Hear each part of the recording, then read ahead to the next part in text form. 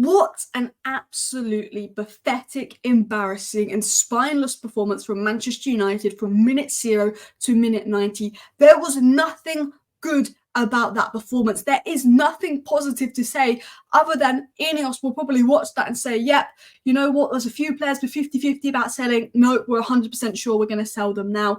But is anyone going to want to buy those players? I generally am someone that always looks for the positives, always goes, that was awful, but this player was good, that player was good, oh, I did like that. You know, we had that good 15-minute spell. There was nothing good about that game. There was not one single positive. And Erik Ten Hag, man, I am doing everything I can to stick up you, to back you. You've had injuries. These players are a disgrace, and the next manager will not succeed with these players and this lineup. And I did expect Palace to win, but to lose 4-0 to Crystal Palace, to be outplayed in that matter, when you've got 6 players, they're on over 150k a week, injuries or not, I'm struggling to defend you. I want you to succeed. But you say things in your post-match reaction, like last week you said with this beautiful team that played dynamic football and we're great to watch and we're entertaining to watch. We're entertaining to watch for our rivals. I'm watching that thinking, full-time whistle, yeah, I can turn the match off. This season has been an utter embarrassment. Injury crisis has been a disgrace. Players have been a disgrace, and it's not just about selling 1 or 2 players. You can't just say, oh, Rashford's the problem, he didn't play today. Clearly not the problem. Oh, Bruno's the problem, didn't play today, is not the problem. De Gea was the problem, Ronaldo was the problem, Fred was the problem, McTominay was the problem, no McFred, no Ronaldo, no De Gea, no Bruno, no Rashford.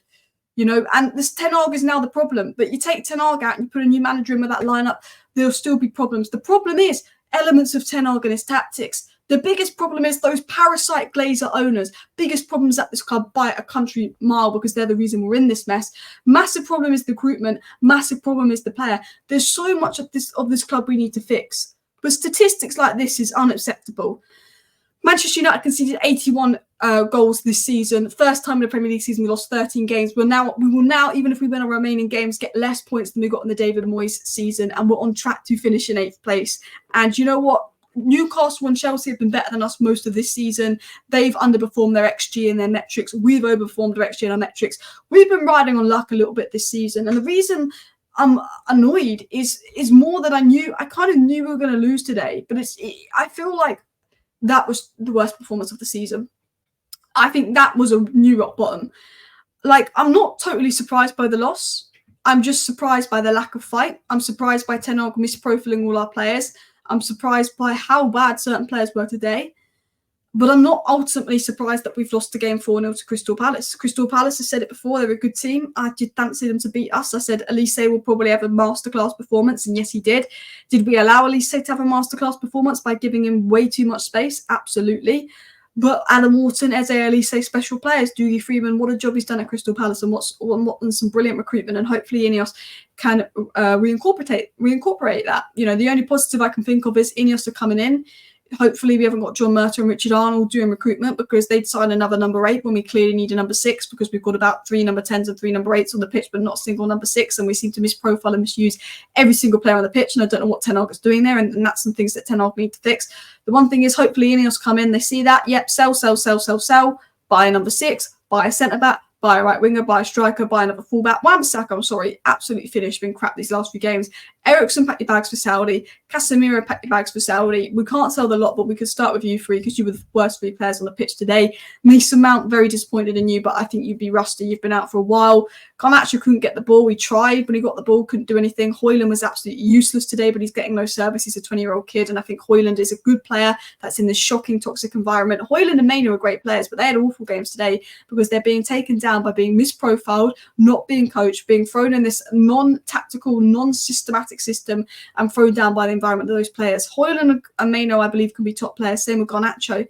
But I tell you what, we need to sort out this environment and build some sustainability and structure at this club, or they're just going to fall into the mess of toxicity, Man United players that don't live up to their potential. Anthony, £85 million, probably one of the worst wing cameos I've seen in my life. Elise was available for £35 million that summer. Elise and Anthony on the same pitch today, one of them scoring 2 goals, running the show. The other one can't even pass the football without giving it away. One could have been 35 million. The other was 85 million. One looks like a Premier League title winning player. The other looks like he couldn't start for a League Two. But you know what? Sorry if we've got a bit of lag there, but back to my point. I'm not surprised. And fair play to Crystal Palace, you were brilliant. You played amazing. But you know what? How many games this season have we conceded 30 shots? How many games this season, like Brentford, did we nick a draw from? Well, we should have lost.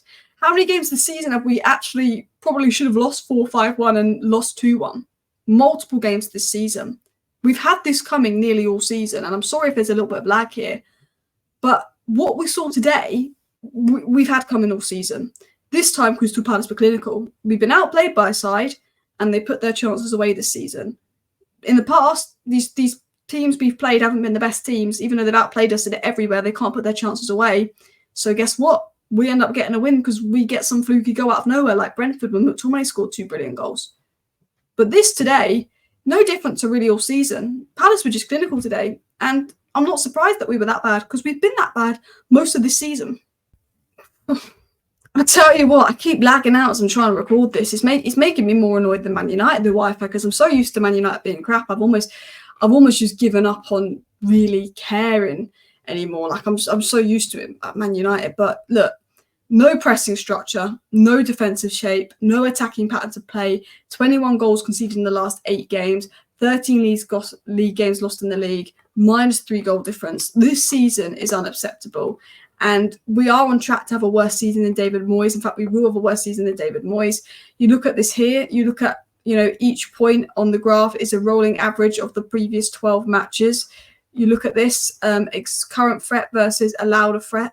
And obviously, if the pink is above the orange, that's not a good sign. You look at the 2021 season, that was good. You look at the 21-22 season, that was mixed. And I thought the Ragnick Ollie season was shocking. You look at this season, statistically, when you look at the creative threat, is the lowest it's ever been, and you look at the threat we're conceding is the highest we've ever been. Statistically, since about December, November, we've been the worst we've ever been. Look at that graph. We were better in 19-20. We were better in 2021, 21-22, which was an awful season, which felt like our worst season ever, was mixed. Last season, it started poor, but then it ended up quite good, and then it ended a little bit poor, but it was mixed, but it was good. This season's absolutely shocking. The amount of expected threat we concede and the little expected threat we create, that shows how poor we've been this season. The metrics this season are shocking. Now, I try and defend Ten Hag because I know ultimately that he isn't the biggest problem at this club, and I know that there's a good manager in there, for sure.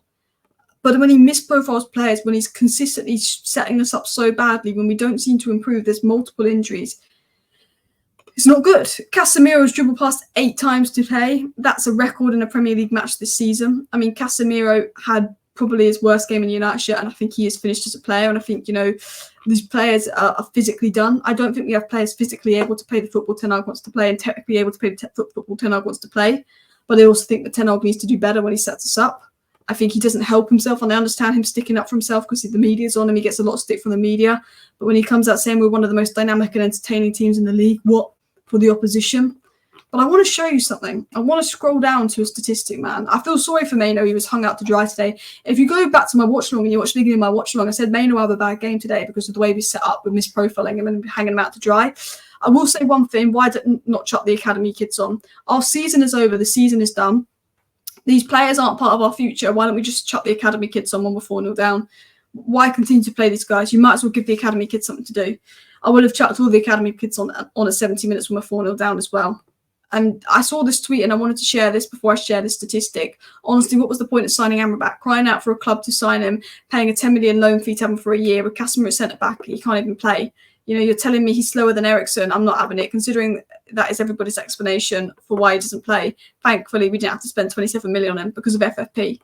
The thing with Ten Hag is, and I try and stick up for Ten Hag, but when there's 0 patterns of play, the pressing structure is pathetic, there's no existent defensive shape, and you're begging us to sign Amrabat, who you don't play. You signed Anthony, he was crap. You signed Mount, that's been poor. And I'm trying to be positive about the Mount signing, but we didn't need a number 8, we needed a number 6. It worries me. It absolutely worries me. We've got 2 8s, and then when the opposition have the ball, the 8s are on the attacking side of the ball, not the defensive side, helping out Mayo defensively, and you wonder why Mayo was exposed. People think that Bruno and Rashford are the problem, but at least the only positive today showed that actually selling Bruno Rashford's not going to make much of a difference. We've conceded the most shots per game in the league, more than Sheffield United, which is just ridiculously embarrassing. The positional sense was ridiculously embarrassing. But if you look at every defensive metric this season, we had this coming to us. We had a 4-0 fashion coming to us because we have the highest XG against and the most shots conceded in 2024 in the league. And somehow we're 6th in 2024 in the league for form because we have a few good players that have allowed us to overperform those metrics. But for the most part, we've been shy. Anyway, I'm done with the season. I want the season to end. Just hope we win the FA Cup so I have something to smile about. Thank you for watching. See you next time. Bye.